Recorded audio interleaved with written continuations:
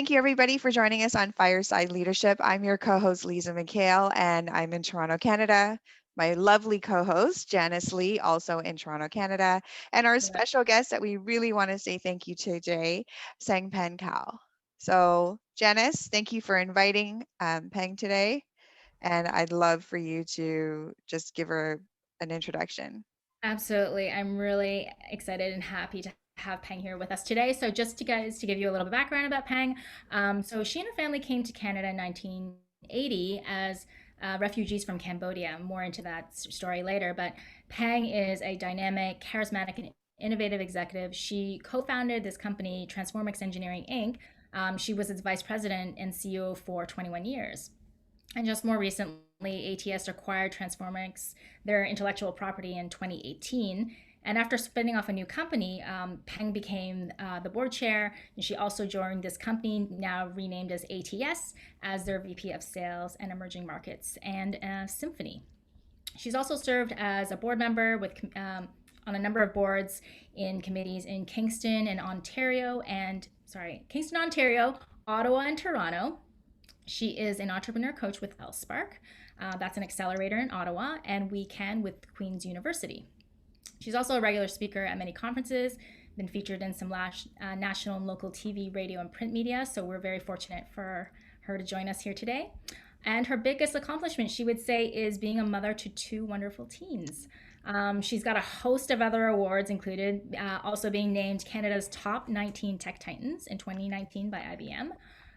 It's Women Exporter of the Year, Kingston Business Hall of Fame inductee, Kingston's Businesswoman of the Year, and Queen's University's Jim Bennett Award recipient, along as the Kingston Chamber of Commerce's Young Entrepreneur Award.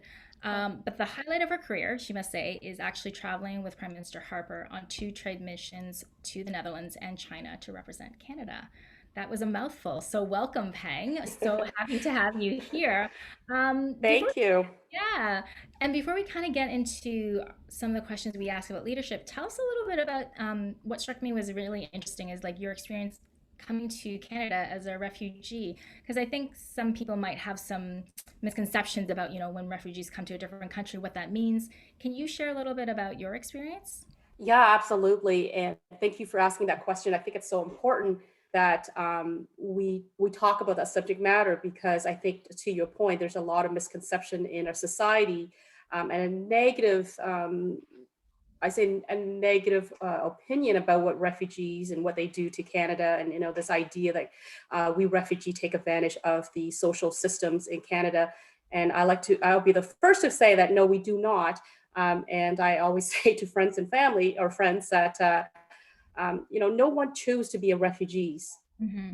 You become a refugees because your country is torn apart. It has to be such heart-wrenching, compelling reasons why we escaped our country where our friends and families are from to go to a country that sometimes we're very lucky. Canada's very welcoming, but you see a lot in the news that there are a lot of countries that are not very welcoming to a culture you don't understand, to a language you don't speak. And so I came to Canada in 1980 at the age of 10 with 9 siblings and my parents, and we did not speak a word of English. And we literally arrived with just the clothes on our back. And the government actually gave us a change of clothes, a pair of pajamas, a pair of shoes. And that was our beginning in Canada. And what people don't know is that, yes, the Canadian government were very kind to us, but even the plane tickets that flew us to Canada, we actually had to pay it back. And in fact, we weren't allowed to apply for our Canadian citizenship until we pay that back. And I believe my dad, on a tight budget, so for example, this is my older sister said, on a budget of $5 a day grocery bill for a family of 10, my dad was able to pay back the government in 3 years for our plane tickets so that we could become citizens. And I'm very proud to say that, today, all my siblings, their spouses, their kids, were all contributing to the tax pool that have many of the social programs in Canada. And most of us are entrepreneurs, one point or another, or professionals. So this is what refugee this is what we're all about. Thanks for the question, Janice. I really love your answer to that and clarifying what refugee status really means and what it entails. I do agree with you that a lot of people do not understand the reasoning behind the refugee status to begin with, and the system that allows you to come in here, and also the fact that you do have to pay it back, right? What I love even more is, you know, my parents were immigrants as opposed to refugees. However, I think the assimilation to a new country is the same, even harder. Let's say if you don't speak the language. And you have been able to accomplish so much. I mean, like Janice read all of your accomplishments, and so we're very grateful for what you do for the country that we live in. This is a fireside leadership chat. What do you think, from 10 years old coming to Canada, seeing your parents really manage their resources well and still provide a loving home that you would all be contributing to society in the way that you do? Where do you think leadership started for you, and to accomplish everything? I mean, one, you're in a male-dominated industry. You have now gone through not even a merger and acquisition. It sounds like they just completely just acquired you altogether. So they actually acquired just our intellectual property. So I just want to make that clear. ATS only acquired Transformix intellectual property. Okay. And I am now, after I spun off the remaining assets of Transformix to a new company, where 3 of my managers are running the business and I'm on the board. I'm now working for ATS as VP of Sales and VP of Sales for emerging markets and Symphoni, which is the technology they acquired.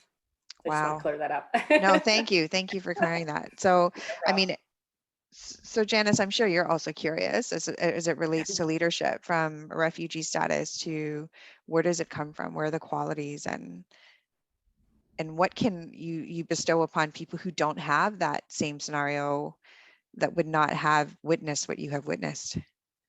Yeah, I think for me, I don't know if you see all these leadership courses, and I'm not sure if that thing is that is trainable or not, because in some way, I think leadership is innate, whether you're born with it or not. And then you take what's the raw skills, kind of athleticism, and you can train from that and make it better. But for me, I think my 2 greatest coaches are my mother and my father. And the reason I say that is because, my siblings and I, who all end up being entrepreneurs, or necessarily not all, most of us end up being entrepreneurs, is we grew up listening to our parents talk about their past experience as business owners in Cambodia. They came from nothing and work insane hours to build a business for their 10 children. Eventually, there are 11 of us. One of my youngest brother was born in a refugee camp. But back then it was 10 children. And, the stories they tell about what they do. And ironically, I don't even know what the Chinese word is for leadership, because they never use those words. But I think it's, they talked about how my mom especially, she was a very progressive woman. I always call her a closet feminist. Because I growing up, I was a bad Chinese girl. By all the Canadian parents' standard, I was the perfect child. By my Chinese parents, I was the bad Chinese girl. And I always joke that one day I'm going to write a book called The Bad Chinese Girl, because everything that was celebrated in Canadian culture, independent, ambitions, strength, were all frowned on when you come from a traditional Chinese family. So I was a bad Chinese girl. Yet, so I was always getting in trouble for being the bad Chinese girl because of all those characteristics that I mentioned earlier. But when I do something successful, my mom would be so proud of it, right? Like, she would talk about it. My dad, not really as much. I think the first time I heard my dad said, "I'm proud of you," was, I think, when I was in my 40 or mid 40, when the first time that Prime Minister Harper had his group had invited me to an event that was in Mississauga. So I was driving there to Mississauga to be an audience that Prime Minister Harper's was speaking. And I think that was the first time my dad's like, "Oh, I'm proud of my daughter." But going back to the whole idea of leadership, and I always say that despite the fact that they had limited education, so one had like a grade 1 and the other had a grade 2 education, I learned everything about leadership from these two incredible people. And there's no truer test of whether or not the leadership style works than during the war in Cambodia, when, when things were really bad, the people that they led stood by them. So let me give you an example. We talk about stuff like that in the context of, let's say, a business failure, or a business, going to a downturn. Here, I'm talking about real life and death situation. So Pol Pot took over, there was a civil war, and the Communist Party under Pol Pot took over Cambodia in April of 1974. And in essence, they forced us into labor camps.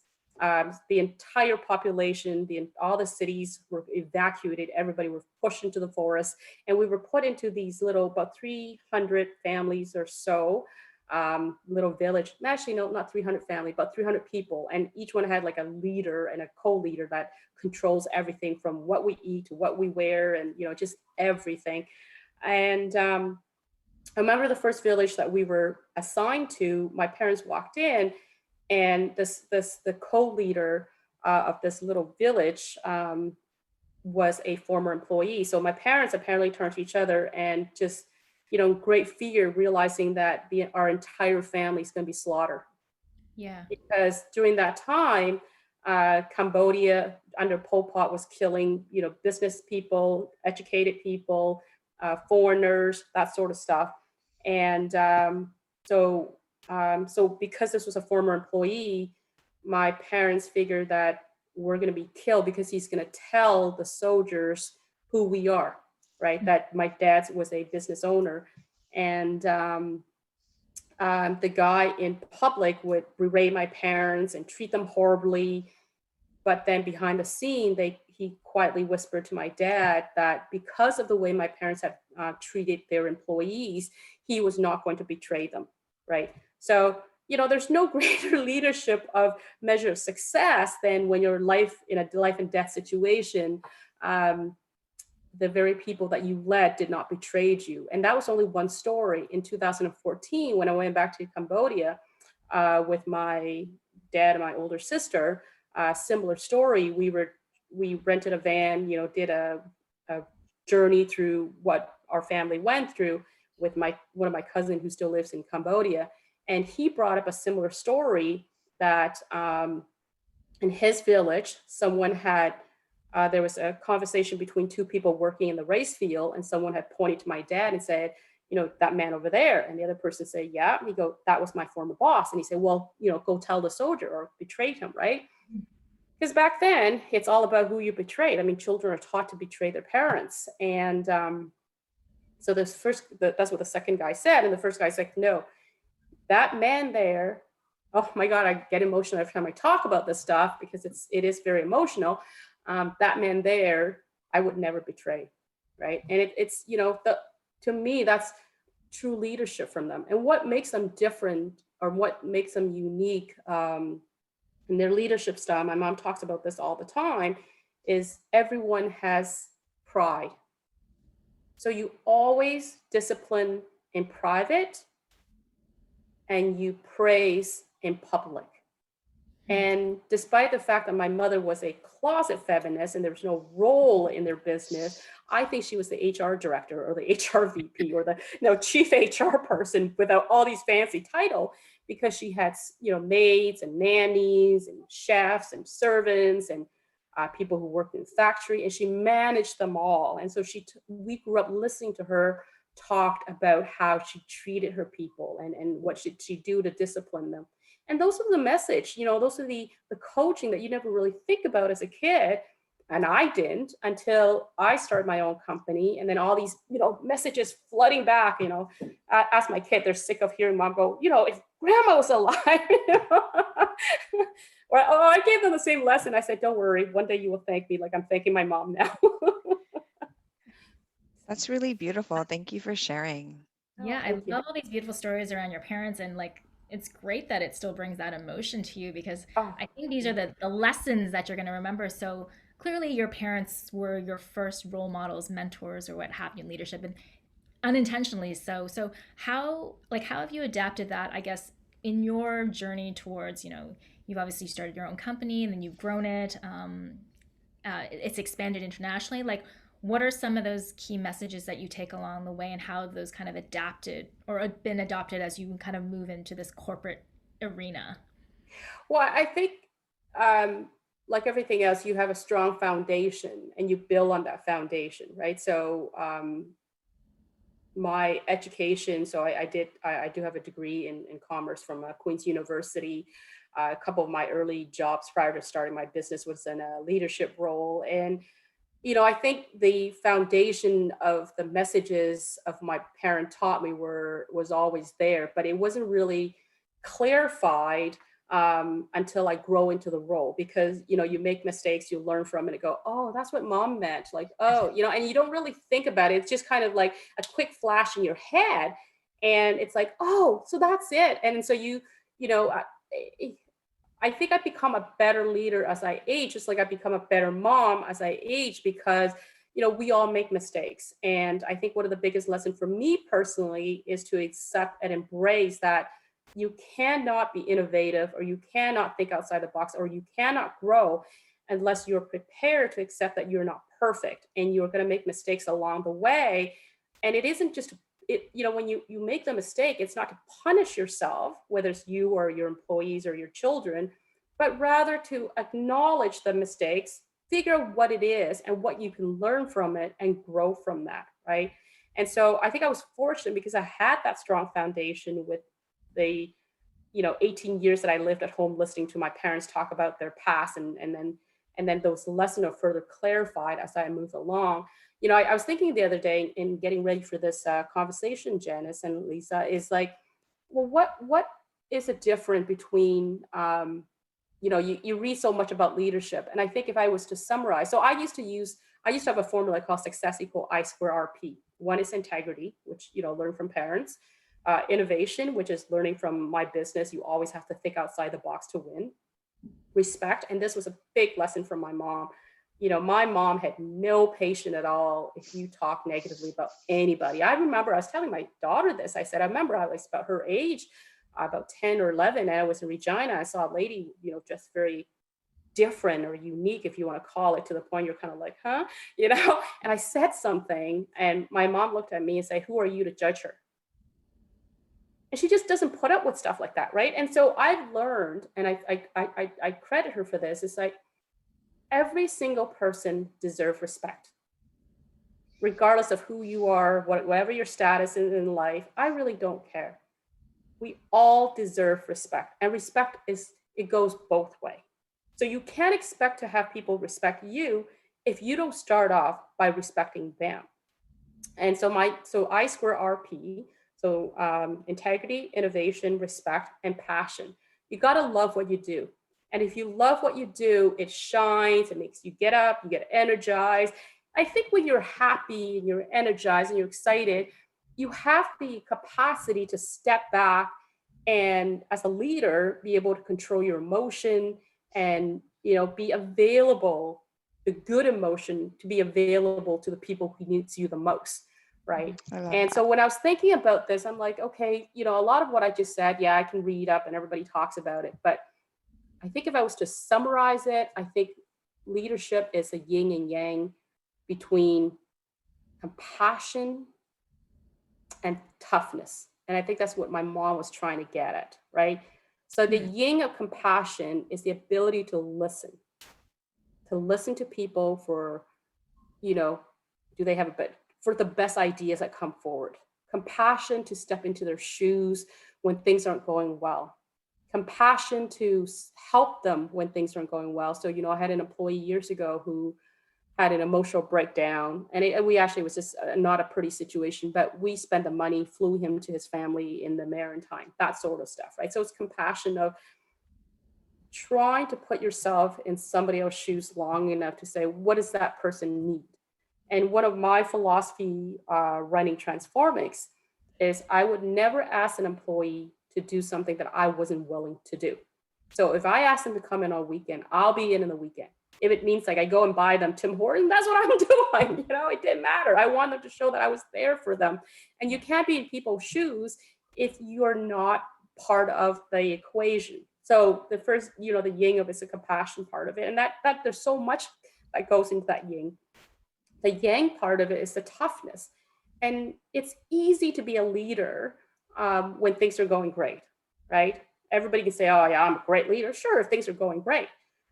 But the toughness comes in being fearless in the face of crisis, fearless when you just want to crawl into bed and cry. And I've gone through that so many times where, we almost went bankrupt a few times. There was one year that I was going through an ugly divorce, plus my company almost went bankrupt and I was being sued. Just everything was wrapped into one. So the fearlessness of always portraying this confidence that you can take on whatever that comes at you, and it's no matter how insurmountable it is, and your team is confident, and your children are confident that you're going to tackle it. So there's that toughness that go with it.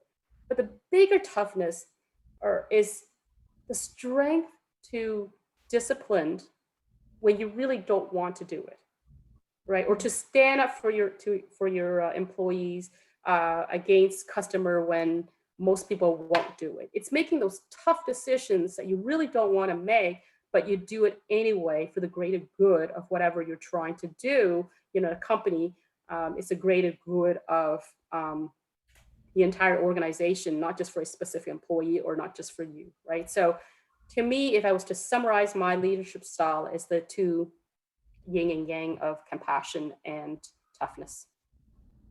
I almost want to ask, is one your mom and is one your dad? It's kind of funny. Yeah. You know what? I never thought about it that way, but my mother was a tough one. Believe it or not, like my father, I guess it's kind of like my husband, and I think he was physically tougher, obviously, but when it comes to emotional toughness, you just don't mess with my mother.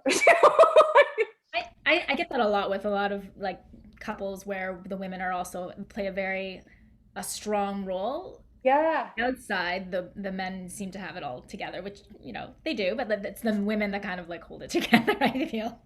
Yeah, and I think it's usually when emotional toughness is hard to measure, right? Because it's kind of like that whole what's that little story about a tea bag, like toughness like a tea bag, like women's like a tea bag. The longer you sip them, the stronger it comes out, right? Right.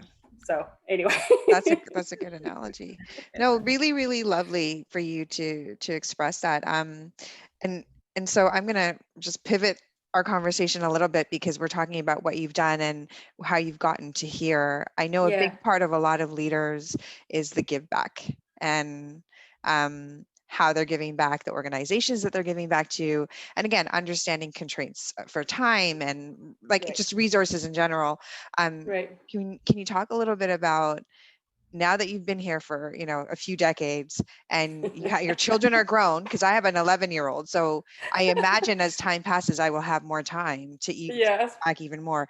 In the interim, I know that you are doing a lot to help business to continue and to come and rise. So do you mind sharing a little bit about what you're doing and what your hope is for these give back projects?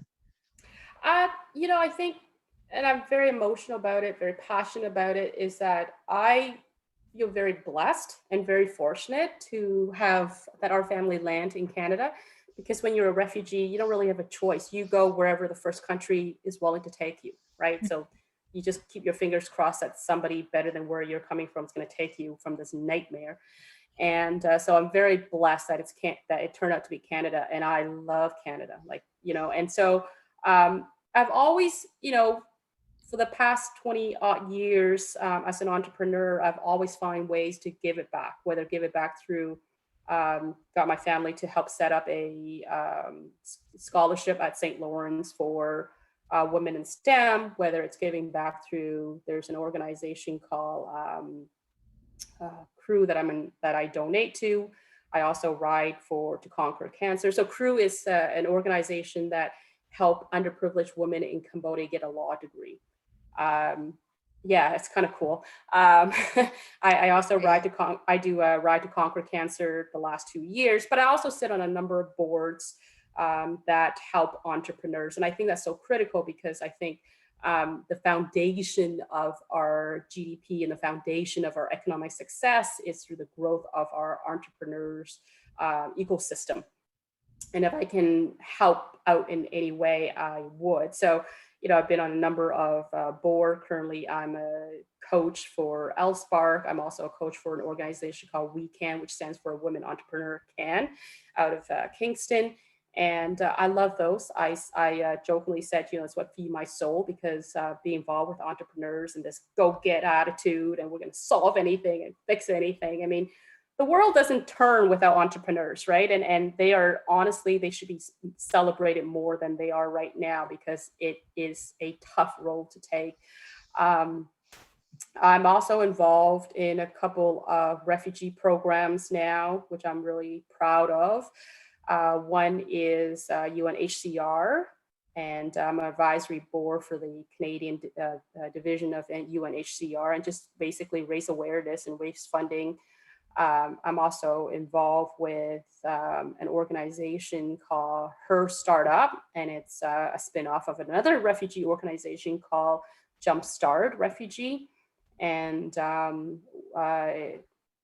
my role is quite minimal. So with Her Startup, I do a little bit of mentorship if they need it. I was a guest speaker. I was there. Spokesperson for a crowdfunding raising that we were doing early in the year.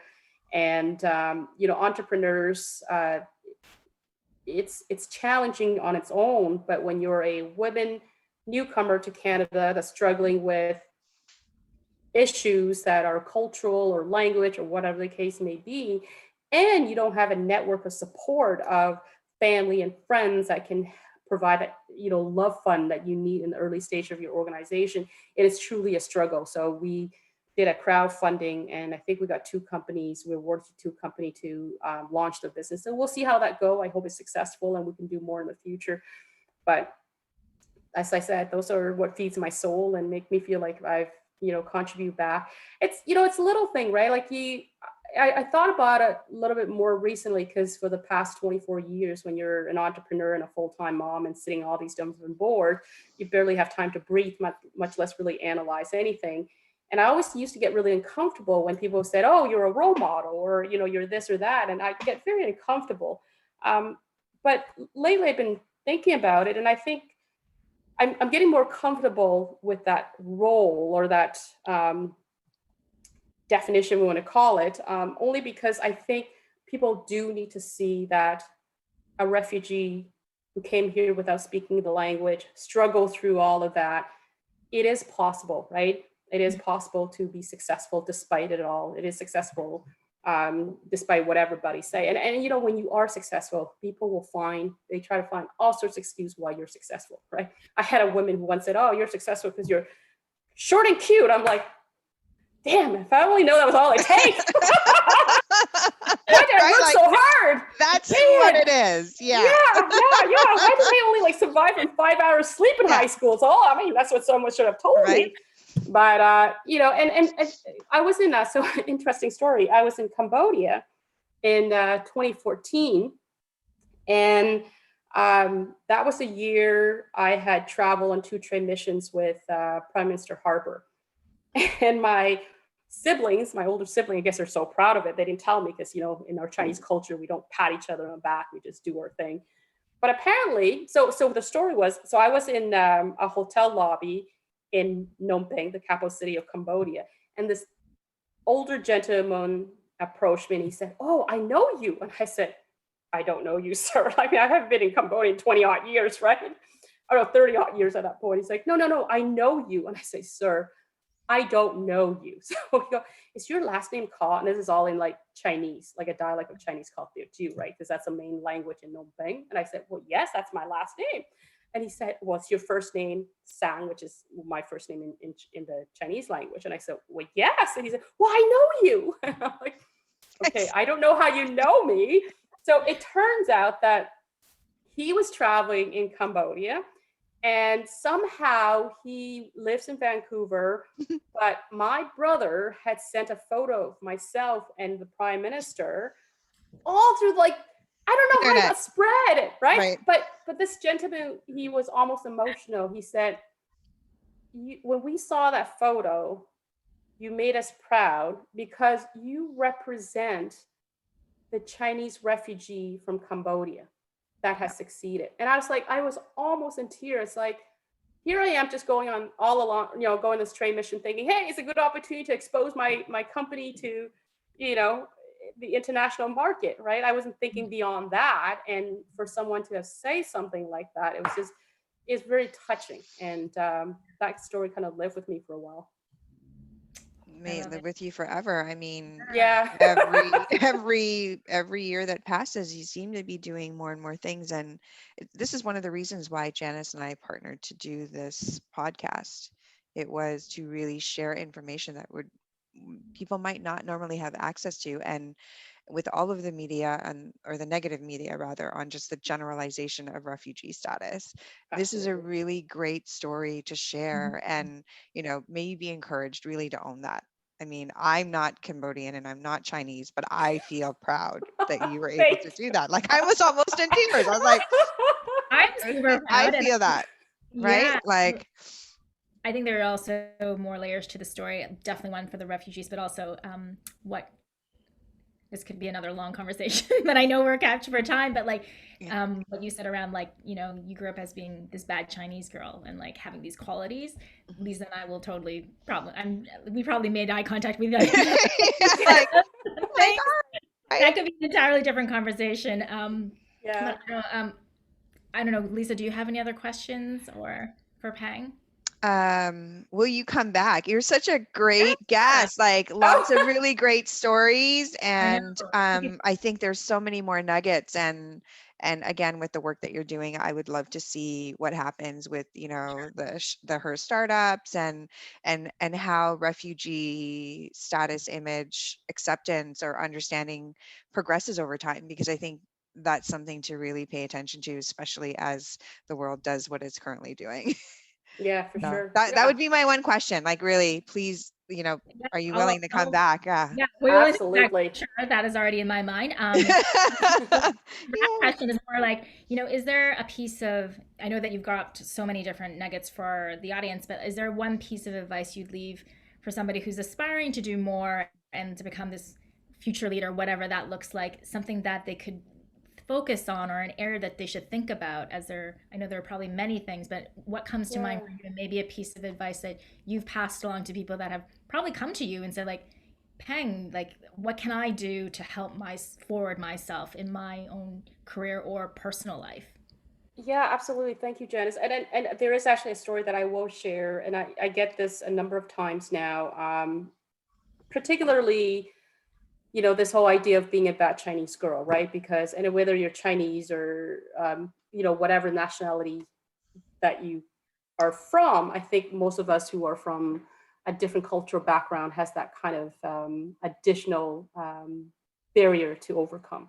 And so there's been a number of times now that I've been a guest speaker at different conferences, and this particular one stood out because I don't normally speak at engineering conferences because they get very too technical for my liking, but I did one anyway. And at the end of the conference, this very, very shy Chinese girl came up to me and she said, can I speak to you? And I said, of course. And she go, can I speak to you in private? And I said, okay, sure. So let's go find a corner. And she said, how do I become you? I said, I'm flattered, but I don't want you to become me. Let's try to figure out how you become you. Because she said, I can't even speak. I can't even get a job because I'm so nervous. I want to become you. And so I said, don't become me, because, I have my own thing. Let's try to figure out how you become you. And my only advice to anyone who asks me that question is, I think the greatest gift you can give yourself is figure out how to laugh at your mistakes. And my 18-year-old daughter, she has perfected that. And I'm so proud of that.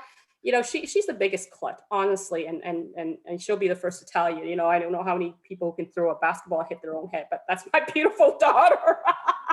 But what's amazing about it is that she is so dynamic. She's so outgoing. She is so charismatic, and she's not afraid. She's so unafraid. And I think when you have the skill to laugh at yourself, then you can do anything in the world, because you'll be able to make mistakes. You can be able to laugh about your mistake before, and then you can grow from it, and then you can move on. So that's my best advice to anyone who's like, how do I get out of where I am today? Take away that fear of, I don't want to make a mistake because people's going to laugh at me. Well, let them. You're living your life for you, not for anyone else. But laugh at yourself, because when you laugh at yourself, all the other laughter you cannot hear. I love and that. then you can figure out, how am I going to grow from this? And then you will grow from it, right? You will grow from it, because life is a constant stream of constant learning every single day. And I'm still learning. I'm still trying to, what's my next goalpost? I've done all these things, but what's the next goalpost, right? And I actually hate the question people, how are you successful? What's your secret? I'm like, I'm not successful, because my goalposts constantly move. And Right. so that requires a lot of, that ability to laugh, the ability to learn. That takes a lot of confidence. And if you accept that you are perfect the way you are, but it doesn't mean that you're perfect. It just means that you're perfect the way you are, and you're going to grow from that, and you're going to learn from that, and you're going to make all kinds of mistakes along the way. Mm-hmm. And don't be shy to reach out to people and say, hey, you know what, do you mind if I reach out to you and ask you questions? Or, there's a lot of us out there, I think, that enjoy being a mentor, enjoy being a coach, enjoy, giving that advice. And I had that when I started my business. I actually had a board of advisors that were retired executives.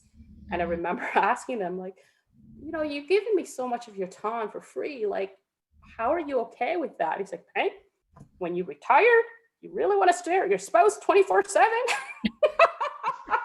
You gave me something else to talk about. I'm like, okay, cool. So, reach out to people who've been there, done it. And, like what I do as a mentor now, as I always say to my mentee, is like, I want you to, learn from my mistakes, make your own new mistakes. Like, don't make my mistakes, right?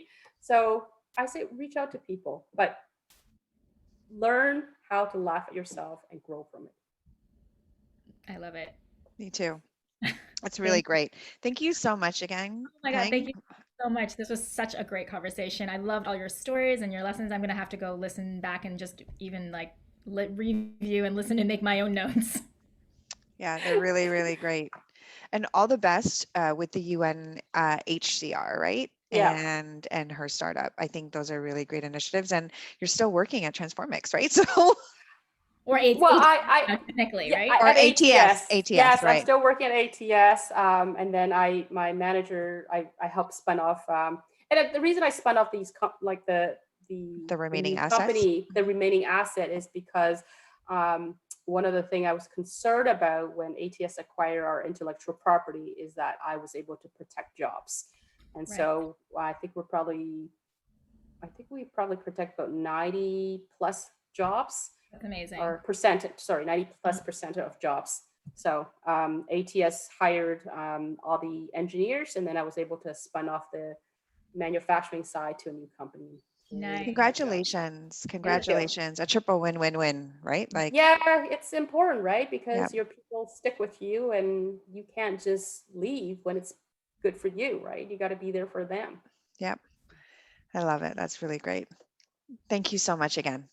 Thanks a lot, ladies. Yeah, same. Have a good day. Okay, you too. Bye. Bye. Take care. Bye.